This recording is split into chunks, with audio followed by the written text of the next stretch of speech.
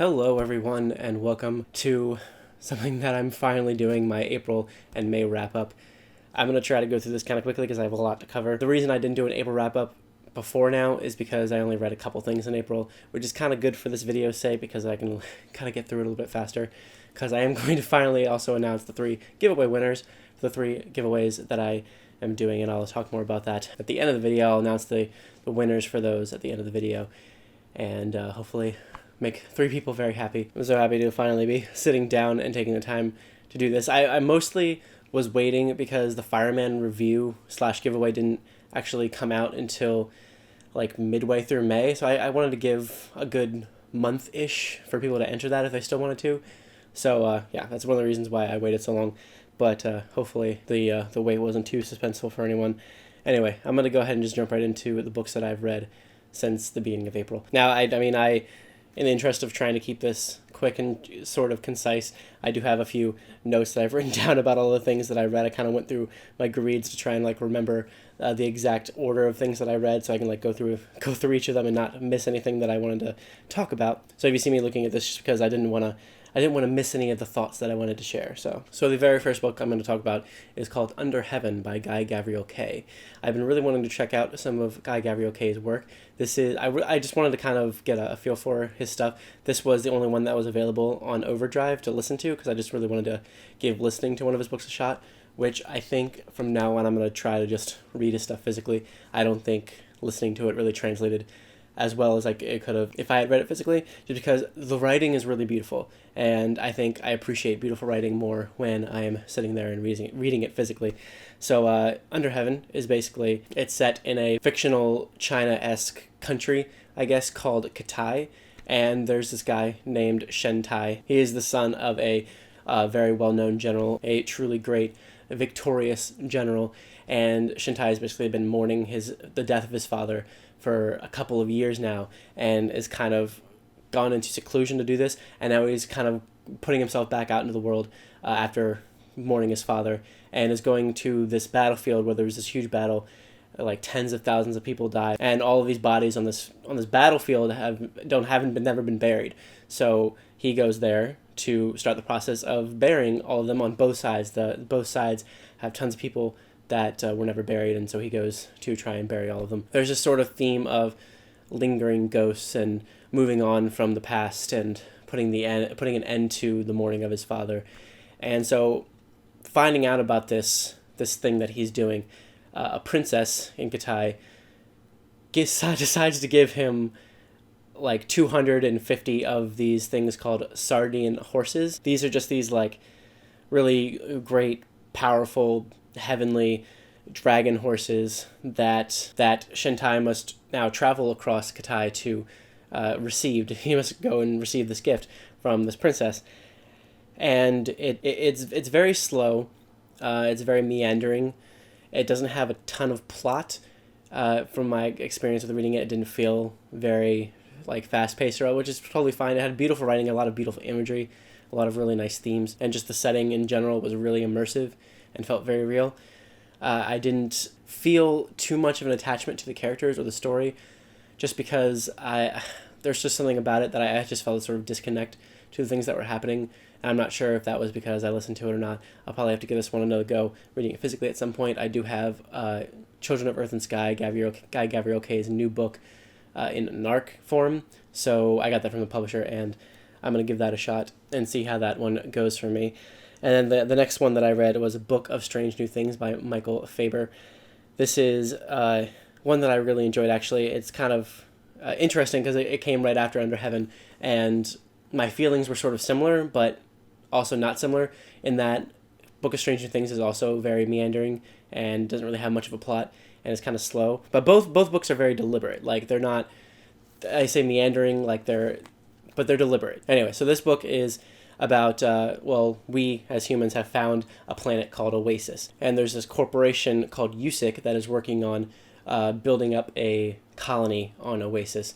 And this corporation, this group of people that are working for this corporation to kind of build up this colony on Oasis, kind of have to deal with and work with the inhabitants, the natural inhabitants of this planet, simply dubbed Oasians. There's no identifiable way to tell them apart. They don't really have eyes or mouths. Their facial features they're difficult to distinguish from one another. They don't really have identifiable genders as far as humans can tell. It's very difficult to tell what their emotions are at first glance. But they help provide Yusik with food and other resources from their planet in order to get resources back from Yusik, like medicine and stuff like that. One of the services that the Oatians get from them is a preacher. They've had experience with a Christian minister before, and this man is he's kind of mysteriously disappeared. It's kind of just assumed that he wandered off into the dangers of this planet and is not going to be found again. But the Oatians want a new one.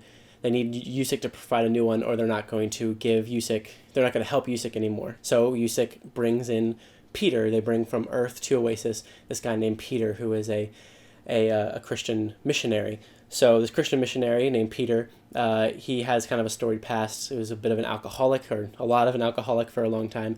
Thanks to his wife Bee, he had this story of finding Christ and becoming, kind of throwing himself into his faith and becoming a Christian minister and missionary. So he's sent to Oasis to preach to the natives. And he doesn't really know what's going to happen there. He's kind of worried. He doesn't really know. All the people in Yusik are treating him really specially, and he doesn't really understand why. He doesn't really know what the deal is going on between the Oatians and Yusik, why they need a Christian minister. But he's very excited, but he's very kind of nervous as well. But there's a certain group of Oatians that absolutely love the Bible. They call the Bible the book of strange new things. They love Jesus. In fact, the way Peter tells them apart from one another is they could wear certain colors of robes, and he kind of memorizes that and labels them. Well, they kind of label themselves, actually. They label themselves, the Oatians label themselves, Jesus lover 1, 2, 3, etc. Peter is thrilled to find that a thing is happening like this already, and he just kind of attempts to grow his congregation and really get to know the Oatians. Meanwhile, back on Earth, Earth is kind of going into lots of chaos, and Bee back there, his wife back there, has to kind of deal with it. Bee's emos become just increasingly more desperate, and Peter has a hard time dealing with them and responding to them. So with all that said, I mentioned it doesn't really have that much of a plot. It's just kind of Peter's experiences on Oasis, dealing with the Oatians, teaching them, dealing with people at Yusik, getting emails from his wife and having a hard time responding to them, and just lots of different things. It deals a lot with miscommunications and isolation. It does kind of build up, things kind of build up on top of one another, but it never really feels like a book that's going to have some sort of ultimate resolution to it.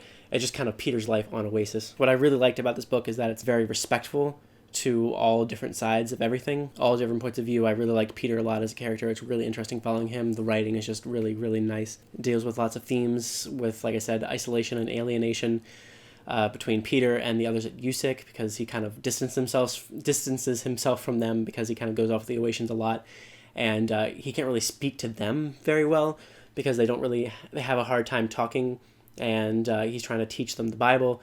He's trying to teach them all these things and spend more time with them, but he can't really communicate with them very well, and he can't really communicate with his wife very well at all. So he's kind of becoming more engrossed into the Oatians while becoming more disconnected with his human side. And there's also just the sort of secretness between Yusik and Peter and the things that are happening here. And yeah, so there's a lot of really good stuff happening. I really like this a lot. And I also read this book called Where They Found Her, and it's a mystery thriller suspense kind of book.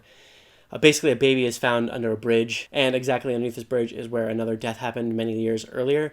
And this reporter named Molly kind of makes this connection immediately and just kind of runs with it and tries to find the connection that's there, if there is a connection. Molly recently lost a baby herself, and she's kind of throwing herself into this case fully, and the people around her are very concerned about her mental health, because of she just lost this baby, and she's dealing with this case that has to deal with a missing baby and stuff like that. And we also follow a girl named Sandy, a high school dropout with a crazy mother that's just gone missing.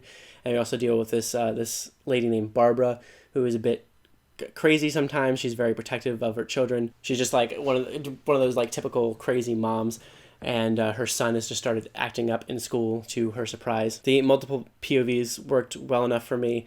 They all seemed distinct enough. I did think the characters were well written and well distinguished from one another. You kind of see their perspectives on seemingly disconnected things that don't really feel like they go together.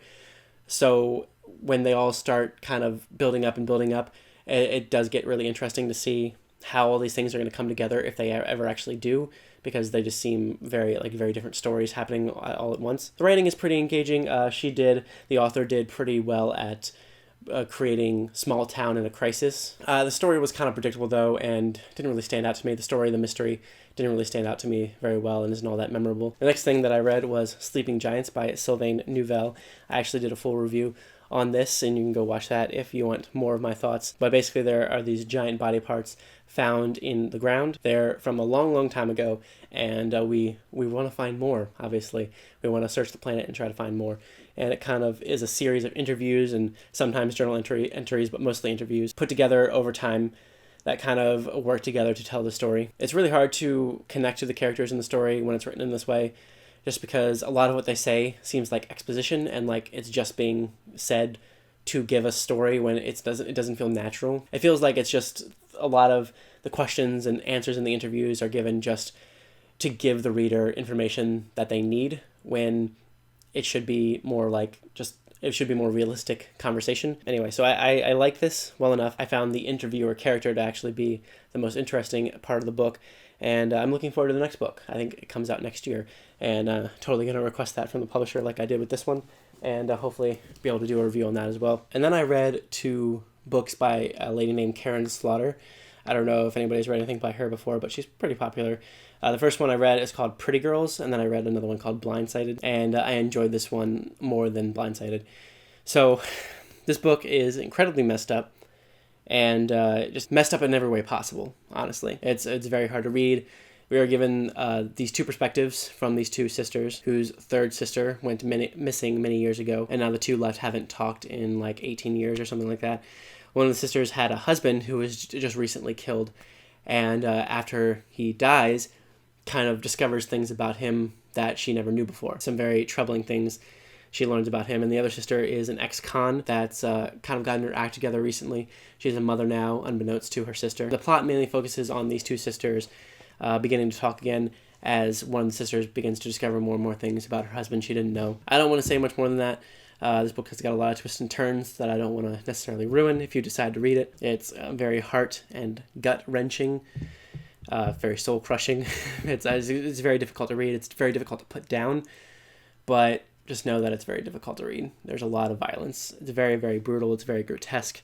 It's very violent, and it's a big bag of crazy. Then there's Blindsided, which is a lot more forgettable. It follows a coroner named Sarah, and the fact that she was a coroner was interesting. Kind of hearing from her perspective was very interesting. It kind of takes place in a small town that's kind of thrown into chaos after a few murders.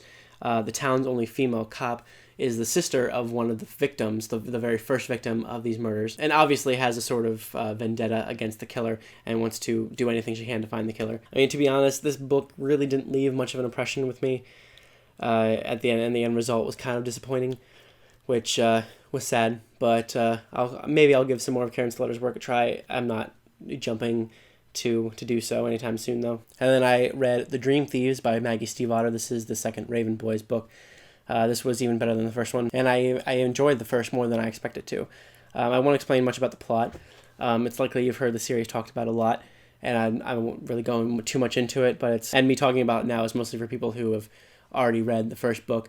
If you've read the first book, I would just say keep going, because the second book is really interesting. It really does develop the story, and it really focuses on a character named Ronan, who we get to see a lot of in the first book, but this really focuses on him and some of his abilities that we don't become privy to until this book. It really adds to the vibe. His abilities and his personality really adds to the vibes that are being built up in the series, and this book does have a really great atmosphere. Both of these so far have had a really great atmosphere going on in them, in the writing and in the characters and in the story, which I've really enjoyed a lot. I find the world to be quite engrossing and very well fed by the writing and the characters. My main problems with this is the antagonists of this one, and kind of the first one too, are kind of like caricatures. At least that's the way they seem to me. But and then other than that, I don't really think that this added much to the main plot that I feel we started in the first book. I feel like the next book is going to have to do some work to get back into the what felt like the main plot of the series from the first book, but I did like it. And then I read City of Stairs by Robert Jackson Bennett, and this is I loved this. It was one of my favorites of the year so far. It's kind of a detective story, which you know I love. A bit of backstory is that this is set in a place called Bulakov. Bulakov was once ruled over by gods, but those gods are dead. These gods really held this world together, and now with them gone, the world feels a bit chaotic and hard to put your finger on. A place called Sepor, which was basically enslaved for a long time, is kind of reigning. And after being slighted by the gods and their followers for so long, have kind of made everything related to the gods, like their symbols, books about them, histories about them, artifacts about them, speaking about them, have made all those things kind of illegal. A historian named Ephraim was sent to Sepor from Bulakov, and it was just recently murdered. An investigator is sent to kind of figure out his death. Her name is Shara, and she's awesome. Sepor kind of polices Bulakov now, and it kind of keeps its people from their old religions, and it's kind of Shara's job to navigate Bulakov's history and its present to, and possibly by accident, solve many mysteries all at once. The mystery of how Ephraim was murdered and by who, mysteries regarding Bulakov's past, which is kept from its people by Sepor, which is where she's from, mysteries regarding its dead gods and where they're from and all that. So I really like this a lot. I won't go too much more into it. I didn't really know way too much about it before I went in, actually, just that I've heard many things about it being really good, and I suggest you give it a shot. And then I read The Fireman by Joe Hill, and I really, really love this book a lot. I did a full review of it. It's a review that I'm very proud of. Basically, it involves a spore that is kind of sprung up in the world that causes people to spontaneously combust, and the spore is called dragon scale. A nurse named Harper must flee when a few things happen. The hospital that she worked at burns down to the ground. She catches dragon scale herself, and her husband possibly catches it. They're not entirely sure, but he possibly wants to carry out this kind of suicide pact they made together, where they had said to each other if they both caught it, they would commit suicide together and kind of put an end to it. The thing is, Harper is pregnant, and she has heard that babies in the womb are not affected by dragon scale. So with the help of the Fireman, a mysterious figure who can kind of control his dragon scale, he can kind of light certain parts of his body on fire, on and off whenever he wants to, and do lots of other cool things with it. He kind of helps her find this camp where there's a lot of other people with dragon scale who can kind of keep it subdued, who can keep themselves from catching on fire and combusting, which obviously she wants to learn how to do as well. There are these things called cremation squads, it's kind of their goal to put an end to dragon scale, and the people who have dragon scale to kind of cleanse the world from the spore and to make it healthy again. So the camp must stay hidden. And it's very focused on this camp. It's very focused, very intimately, very honed on Harper's story. It's got great characters, great atmosphere. I love Joe Hill's writing and his storytelling capabilities. And I very, very highly recommend it to everyone. And then Giselle and I read And Then There Were None, which is a reread for me. I read it a long time ago in like middle school or high school. We talked about it on our vlog a little bit because we both were kind of sharing our experiences together of like what we thought of it. I liked it as much as I liked it the last time, maybe a little bit less this time just because I knew what was happening, and I remembered most of it. Certain parts I weren't sure if I remembered or not, but I did remember most of it. And the last thing I'll talk about is a book called My Sister's Grave, which follows this cop named Tracy Crosswhite, whose sister disappeared over 20 years ago. Her sister's body was actually just found very recently, and Tracy, who's been very obsessed with her sister's disappearance ever since it happened, and been obsessed with discovering the truth about it, kind of goes right to her hometown after finding this out to kind of help keep the pieces together. Discovering the truth is a bit of a difficult thing to do, though, because someone has already been convicted in her sister's disappearance, this guy named Edmund House. Tracy doesn't believe that Edmund did it, though, or at least there's insubstantial evidence to convince her that he did it. So she wants his case reopened to kind of discover more of what actually happened. Her hometown, however, is just not having any of it. A lot of them knew her father, who actually committed suicide right after her sister's disappearance, and just especially the sheriff of the town, who was a very close personal friend of her father, is just like, they don't want any of this. They just want Tracy to leave it alone. But she is very determined. She's a good character. There's a lot of good characters in this. It's kind of formulaic, and it takes place a lot in a courtroom, so it feels more like a courtroom legal drama a lot of the time than what I expected it to be, which is not really my thing. I'll probably give the second book a shot because I think it has potential. And that's it. And now to get into the giveaway winners and put an end to this video. The very first book that I'm giving away, I talked about in my art call for April/May, and that is China Miéville's The Last Days of New Paris. And the winner for this one, I put the video in a random comment generator, and it spouted out Heather and books. So I'll be messaging her and trying to get her information from her to be able to send it to her. And then the second book is Sleeping Giants by Sylvain Neuville. Posted about this giveaway on the review for this book. And once again, on a random comment generator for this video, I got the result of Rebecca Lefler. So I'll be getting in contact with her as well. And then finally, The Fireman by Joe Hill, which I think had the most comments and the most response to wanting it. The random comment generator for that one picked Bill Muganda, who seemed very excited about the idea of getting it. So I don't know if I pronounced any of that right, but I'll be messaging all three of those people, trying to get their information so I can send them to them. If they see this video, they're free to email me or just check their messages on YouTube, because I'll have sent them a message. And yeah, thank you guys so much for watching. If you have any comments on anything that I talked about in this video, please feel free to let me know. And I will see you very soon with more.